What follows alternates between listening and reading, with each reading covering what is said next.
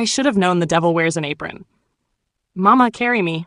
I turned around. Ezra was standing there, my 2-year-old son, one of the triplets I nearly died bringing into this world. His tiny hands were stretched out, but not to me. To her, to Emelda, the nanny. She bent down, laughing. Come here, baby. I stood frozen, my chest tightened. The room felt too small, too hot. I opened my mouth to speak, but nothing came out. That was the first time I truly knew something was very, very wrong in my home. After I had the triplets, Ezra, Eden, and Elise, I was completely drained. My body felt like it had been hit by a trailer. My mind was worse. I hadn't slept for more than 2 hours straight since they arrived. My hair was falling. My nails were chipping. I could barely recognize my reflection. I smelled like breast milk, sweat, and whatever stain I had wiped off the floor that morning. Raymond tried to help at first, but he was always either at work or pretending to be tired from work. One night while I was crying silently in the bathroom, holding a bottle of formula in one hand and a wet diaper in the other, he knocked gently and said, "Babe, I think we need help. Real help, like a professional nanny." I was too tired to argue. I just nodded and said, "Find someone safe." He did. She arrived on a Thursday morning. I remember the date because it was the first time I had taken a shower before noon in weeks. Emelda came in looking like the Virgin Mary herself. Calm, respectful, with kind eyes and soft voice. Tall, slim, dark-skinned. She wore a white apron over a long dress, and a small wooden cross dangled around her neck. "She's from Hearts and Halos," Raymond said. "A top agency, Christian background, police vetted, everything." I didn't even bother to double-check. I was too broken to care. "Good morning, Ma," she said. "I'm here to serve and support your lovely home." I almost cried. That night, I actually slept for 4 hours straight. It felt like a miracle. For the first few weeks, she was perfect. She bathed the babies, sang to them, carried them on her back when my waist couldn't take it anymore. She helped me blend OG and pound yam. She even cleaned under the fridge. She never raised her voice. She called me Ma and called Raymond Sir. The babies loved her. One day Raymond said, "God really sent this woman to us."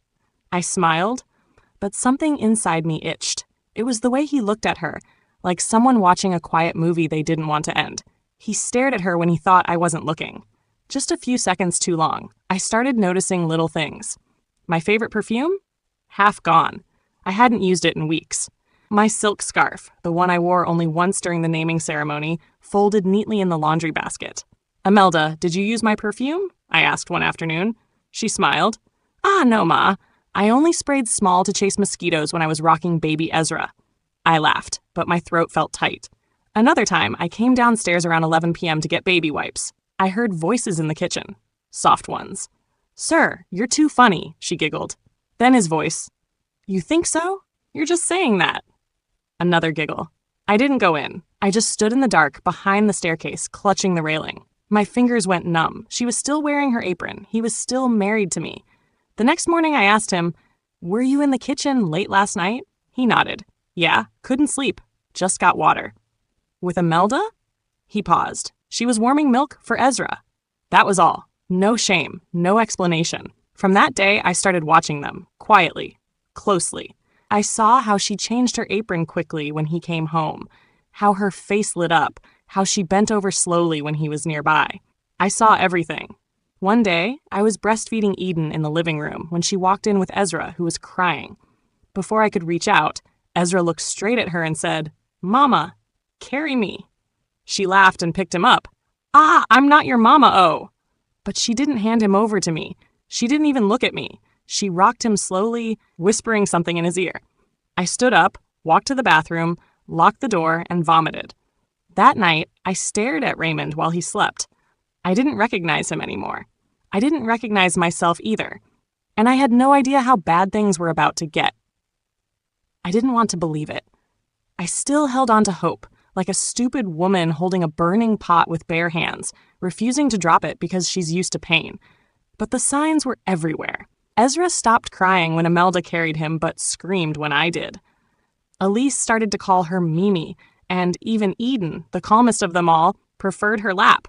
I told myself she was just doing her job well. That I was being paranoid, but deep down, I knew. One afternoon, Raymond came home earlier than usual. He had that excited look on his face, the one he used to have when we first got married. He wasn't looking for me. He walked straight into the kitchen. I followed him quietly. He didn't know I was there. "Where's my favorite person?" he asked, laughing. "Ah, sir, you've come early today. Oh," Emelda replied in that soft, fake sweet voice. "I missed your cooking," he said. I watched from behind the hallway wall. My hand was shaking. "I made a goosey today," she said. "For me?" "For everybody," she smiled. He reached out and touched her elbow. Just a little. Just enough. That night, I didn't speak to him. I just kept replaying the scene in my head. The next day, I went to the electronics store and bought a baby monitor with audio and camera. I told Emelda it was for safety, just in case anything happened while I stepped out to the pharmacy or market. She nodded and said, "Good idea, Ma." But when I installed the second one in the corner of the hallway, just outside the kitchen, I didn't tell anyone. I didn't sleep that night. I waited until everyone went to bed. Then I turned on the monitor. At first, nothing. Just silence. Then a soft laugh. It was Emelda. I said, "Don't tickle me," she whispered. Then Raymond's voice, "You're too jumpy." "I'm not used to men playing with me," she said, almost shy. "Then get used to it. You've become part of this family." Then silence. Then the sound of something. Fabric maybe shifting. I held my breath. Emelda spoke again, softer this time. "Do you ever feel guilty?" "For what?" Raymond asked. "For, He laughed. "She's always tired. You're the one holding this house together." Then her voice a little shaky. "I know. I just don't want to be a problem. You're not. You're a blessing." Silence again. Then, very faintly, a moan. I dropped the monitor. My heart felt like someone had poured hot water into it. I walked into the bathroom, sat on the toilet lid, and cried quietly into my hands. In that moment, I wasn't even angry. I was numb. The next morning, I acted normal. I smiled. I packed the baby's clothes. I even helped Emelda iron the children's bibs. But something in me had changed. I started checking their interactions, every look, every word. Raymond stopped sleeping with me, said he was too tired. But I knew where his energy was going. 3 days later, I came home from the market and found Emelda sitting on the couch. Her head was on Raymond's shoulder. He was stroking her arm like she was some fragile bird. When they saw me, they jumped apart like children caught stealing meat. I said nothing. I walked to the room, put down the shopping bag, and sat on the floor. They didn't follow me.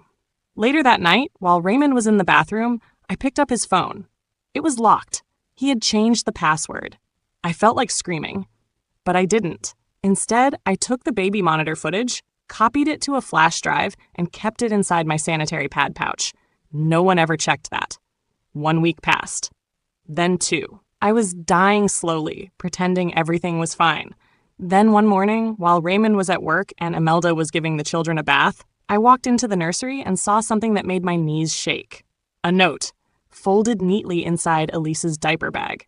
It read, "You deserve better. You make this house warm. You're not just a nanny. You're a wife in waiting." No name signed, but I knew that handwriting. It was Raymond's. That night, I confronted him. "What the hell is this?" I threw the note on the bed. He looked at it, then back at me. "Where did you find this?" "In my child's diaper bag. Where else?" He sighed. "Maureen, You what? You slipped and fell into the nanny's heart?" "It wasn't serious." "Not serious? You called her a wife in waiting. She's been helping. You've been distant. Tired all the time. You don't even look at me anymore." I stared at him like he was mad. "I gave birth to triplets, Raymond. 3 living humans. I nearly died."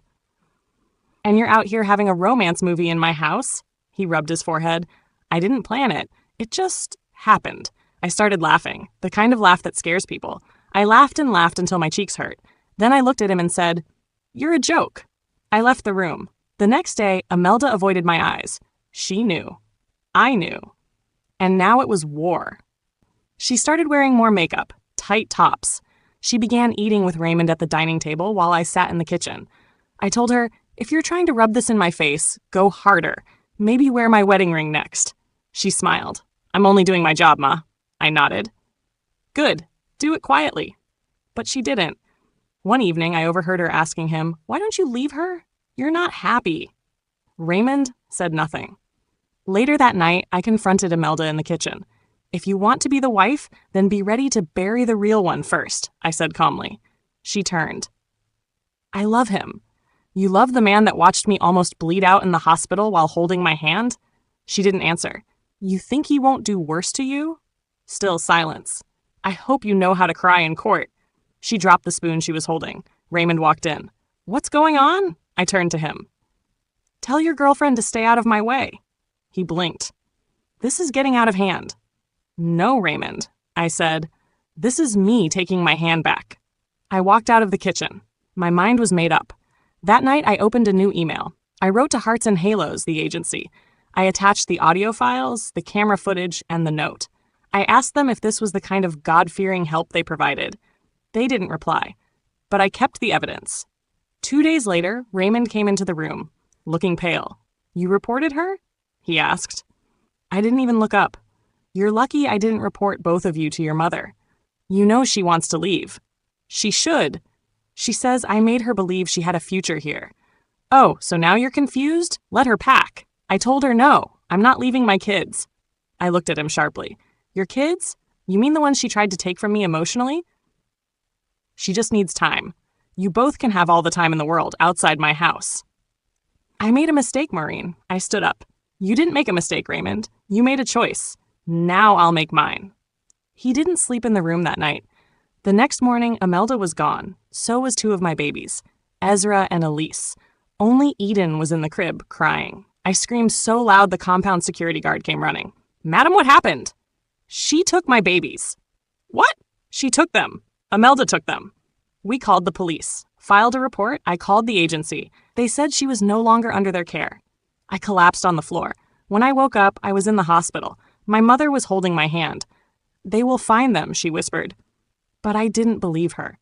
I stared at the ceiling, the IV in my hand, the burning in my throat, and thought, this is what happens when you let the devil wear your apron. The police told me not to panic. They always say that. She can't go far, one officer said, chewing gum like it was Sunday afternoon. She doesn't own a car. She took my babies. I screamed. She had time to plan this. They nodded like I was talking too loud. That night, I didn't sleep. My breasts were leaking milk, but the babies weren't there to feed. I sat in the nursery, holding Eden in one arm, my phone in the other, staring at every message, every missed call, hoping to see something, anything. Raymond came in once, just stood at the door. I didn't look at him. She blocked my number, he said quietly. Good, I replied. I'm sorry, Maureen. I swear I didn't know she would do this. You told her she was your future, I snapped. He sighed. I didn't mean it like that. Stop talking. He sat on the floor. I just want my kids back. I turned to him slowly. You mean our kids? He lowered his head. Yes, ours. For once, he was quiet. That silence didn't last long. The next morning, I got a call. An unknown number. I picked up. Hello, Maureen. It was her. My stomach turned. Emelda. My voice was shaking. The babies are fine, she said. They're safe. I love them. They're mine now. I stood up, almost dropping Eden. Where are you? I will kill you with my bare hands. She sighed like she was bored. You don't deserve them. You were always tired, always complaining. I did everything. I fed them. I changed their diapers. They know my smell. You were paid. They were never yours in spirit. You just gave birth. I couldn't breathe. Bring them back, I whispered. Please. I'm begging you. I asked him to choose me. He refused. Raymond leaned forward. Put it on speaker, he whispered. I did. Emelda continued. He used me, lied to me, promised he would marry me.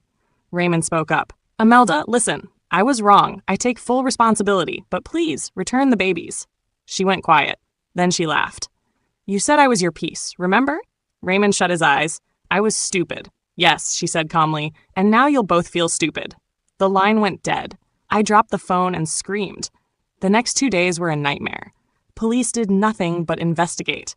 My neighbors whispered behind my back. Church women came to pray, but I couldn't even say, Amen. I was empty. Raymond stayed around the house like a guilty dog. He brought food I didn't eat. He offered to carry Eden. I let him. Not because I trusted him, but because my hands were too tired. Then something changed. That Friday, we got a call from a bus driver who recognized Emelda from a flyer we distributed. He said she entered a night bus with 2 kids, heading towards Seme border. The police jumped into action. Finally, we rushed down to the station. The officers called immigration. 1 team was sent ahead. By Saturday evening, They caught her in a guest house near Badagry. She had dyed her hair. She was using a fake name. She told the receptionist the kids were her twins. When the police broke down the door, she didn't even flinch. She was feeding Ezra pap. Elise was sleeping in her lap. They were okay. Not great, but okay. She looked at the officers and said, "They're mine. I raised them." That was all. She was arrested. The kids were returned to me. I collapsed in the station. I cried like a mad woman. I kissed Ezra's feet. I kissed Elise's cheeks. I held them both and promised never to let anyone near them again. But the story wasn't over. The next week was full of hospital visits, blood tests, trauma checks. The babies wouldn't sleep unless I was in the room. Sometimes Elise would wake up screaming Mimi, and I'd have to hold her for hours. Emelda was taken to court. She was charged with kidnapping, child endangerment, and identity fraud. In court, she stood tall, calm, almost proud. I sat in the front row, holding all 3 of my children. Raymond was beside me, silent. When the judge asked if she had anything to say, Emelda looked straight at us. "I'm not a criminal," she said. "I'm a mother who was abandoned. He promised me a life. He used me." Raymond didn't say a word. The judge sentenced her to 27 years in prison. She didn't cry. She didn't beg. She looked at me one last time and said, "You got lucky, but you'll never be enough." I wanted to leap over the bench and slap her, but I didn't. Instead, I stood up, gathered my babies, and walked out of that courtroom with my head held high. That evening, I sat on the balcony watching the sun go down. Raymond brought me tea. I looked at him. "Don't try to fix anything," I said. He nodded. I want to talk. There's nothing to talk about. I know I ruined everything. I don't expect forgiveness, but I want to make it right." I scoffed. "Buying toys? Paying for diapers? I'll do whatever you want." "Good. Then pack your things." He paused. "Maureen, you told another woman she was your peace. Now go and live in that peace." He sat on the floor again. "I love my kids. You should have thought about them before sleeping with their nanny. I never planned it, I swear. I never planned a C-section either, but here we are." He covered his face. I stood up. "I want a divorce." His eyes widened. "Please, don't do this. It's done, and I'm taking full custody. You'll never see them unless I allow it. I'll fight." "Then be ready to bleed." He looked away. I walked inside and locked the door behind me. Later that night, he sent me a long message. Apologies, memories, promises, regrets. I didn't read all of it. I just replied, "You will pay child support. You will not see them. Ever." And I meant every word. The days after Emelda's sentencing felt like walking through a battlefield after the smoke had cleared. Everything looked normal on the outside. Traffic, morning sun, school children running in uniforms. But inside me, everything was burnt. Ash. I didn't feel relief. Not fully. The babies were back, yes, but something in them had changed too. Ezra flinched when men raised their voices. Elise cried in her sleep. Eden, the one who had never left, suddenly started clinging to me like glue. None of them could understand what had happened, but somehow they knew something had. Me? I didn't sleep. I lay awake at night, watching them breathe, checking the locks twice, then 3 times. I moved their cribs to my room. I stopped trusting my own shadow. The worst part? Raymond still tried to act like he could fix things. One morning, I found him making pancakes. He smiled like an idiot when I walked into the kitchen. "Surprise," he said. "Thought I'd make breakfast for my family." I stared at him. "You don't have a family here." He blinked. "Maureen." "No, don't talk. Just stop pretending." He sighed. "I know you're hurt." Hurt is what you feel when you lose your job. I was betrayed. That's deeper. "I didn't ask her to take the children, but you asked her to take my place." He went quiet. I took the pancakes, threw them in the bin, and walked away. That afternoon, I sat down with my lawyer, a woman named Judith. Sharp, no nonsense. She didn't blink when I told her everything. "You want divorce?" she asked. "Yes." "Custody?" "Full." She leaned forward. "Are you ready for war?" I gave birth to 3 humans. I survived betrayal. I've buried my pride. Yes, I'm ready. She smiled. Good. The case moved fast. There was evidence. The camera recordings, the note, the call records. I had everything. Raymond's lawyer tried to argue for shared custody. He's remorseful, they said. He didn't kidnap the children. He deserves a second chance. My lawyer stood, calmly, like a loaded gun. "Your Honor, my client nearly lost her children because her husband brought danger into their home. Danger he slept with. That is neglect, betrayal, and emotional abuse. He doesn't deserve shared custody. He deserves child support and supervised regret. The courtroom was silent. I didn't even look at Raymond. The judge asked me, "Mrs. Oladipo, what exactly do you want?" I stood slowly. "I want peace, and I want him out of it." The ruling was delivered the following week. Full custody, mine. Visitation rights denied. Child support, mandatory, monthly. Penalty for missed payment, jail time. Raymond didn't cry in court, but I saw the way he sat after the ruling, like someone who had swallowed a bitter pill without water. Outside the courthouse, he followed me to the parking lot. "Please," he said, "don't cut me off from them. I'm still their father." I turned to him. "You stopped being their father the day you let another woman mother them under my roof." "I made a mistake." "No," I said, "you made a choice." He reached out to touch my arm. I stepped back. "Don't touch me." "Maureen, I lost everything. I opened the car door, and I'm just getting started." He stood there, watching me drive away like a man who finally realized the fire he lit wasn't just going to burn the edges. It was going to take the whole house down. The months that followed were both quiet and loud. Quiet because Raymond was gone. His voice, his scent, his footsteps. Loud because I had to rebuild everything. Elise had nightmares. Ezra asked why Emelda wasn't coming back. Eden became scared of strangers. I had to get a therapist. I had to hire an older woman to help around the house, Mom and Ketchy. No aprons, no soft perfume, just experience and rough hands that smelled like Dettol. People asked me how I was doing. I smiled. "God is faithful," I said. But inside, I was tired. The only comfort I had was watching Raymond suffer slowly. His account was debited every month. Child support payments. Big ones. 850,000 every 28th. Like clockwork. If he missed it, he'd get a legal warning. If he missed it twice, we'd drag him back to court. I wanted him to feel it. Not all at once, but little by little, like dripping water on a rusted pipe. Let it break him slowly. One day, I got a call from his cousin. "Auntie Maureen, please, he's not doing well." I laughed. "Tell him to write a letter to Emelda in jail. Maybe she can help." Click. Another day, Raymond sent a message himself. "Raymond, please, let me just video call them. Just once. Please. Maureen. They are still my kids. They're mine now. Legally and emotionally. Don't do this. I'm begging. You should have begged before you let her feed them jollof rice in my kitchen." He didn't reply. Good. I started living again. Slowly. Child support started to feel like rent. 850,000 every 28th of the month. Steady. Predictable. Cold. Like the man who paid it. Raymond tried once to delay the payment. Just once. I received a notice from Judith, my lawyer, at 6:30 a.m. that morning. By 9 a.m., we had already filed a report. By noon, Raymond had sent the full amount, with interest. Later that day, I got a message from him. "Raymond, I'm struggling, Maureen. My salary can't carry this anymore. I'm in debt. Please. I'm begging. Reduce it even a little. Then sell your car." I sold it last month. Then walk. Like I did, carrying 3 babies inside my belly while you were planning romance with a stranger in my kitchen.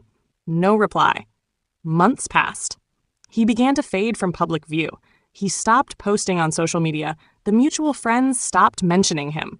My neighbor, whose sister works in Raymond's company, said he'd been moved to a lower-paying department. "He looks lean," she said, "always serious, always tired." I smiled. Stress is a good thing sometimes. It builds character.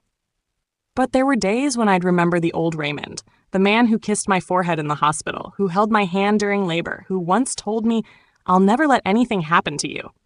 That version of him? He died long ago, and I had buried him with no funeral. Now, the only man I remembered was the one who brought a devil into my home and called it help.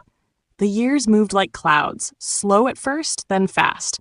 The kids turned 4, then 5.